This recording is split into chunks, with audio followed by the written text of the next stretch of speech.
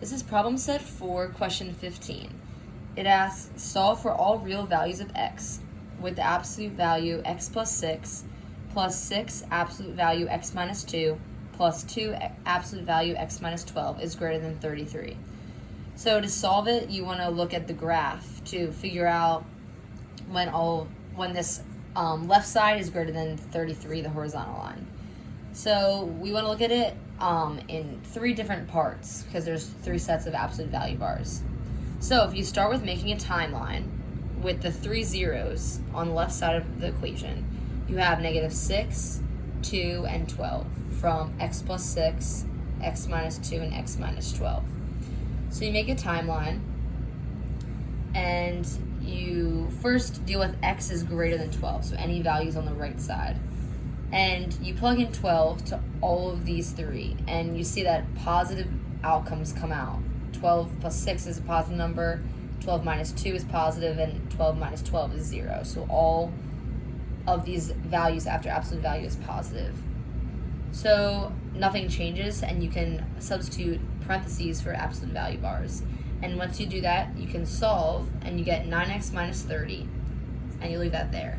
Then you do it for this inequality, and this inequality, and you get 4 different equations.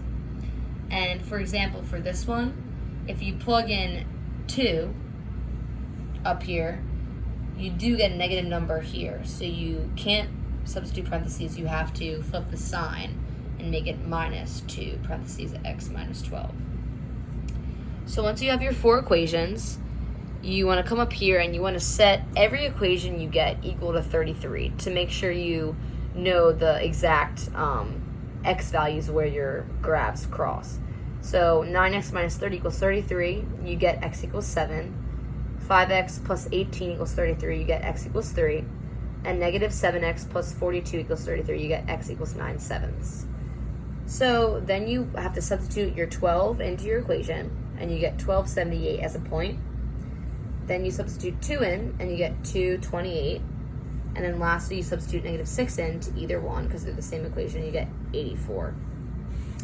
So this graph is not dimensionally correct with its intervals and its steps on the graph. But if you look at it from a far view, you have a horizontal line at approximately y equals 33.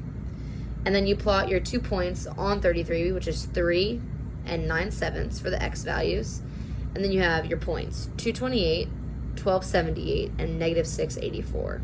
And if you draw a little V, which is accurate because of your absolute value, you want to see all of the y values that are above the 33 line. So you see from negative infinity all the way to this point, which is 9/7. And then next thing that is above is 3 to infinity.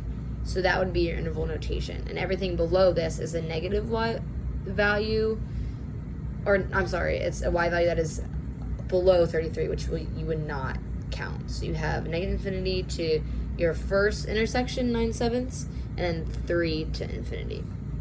And that is your answer.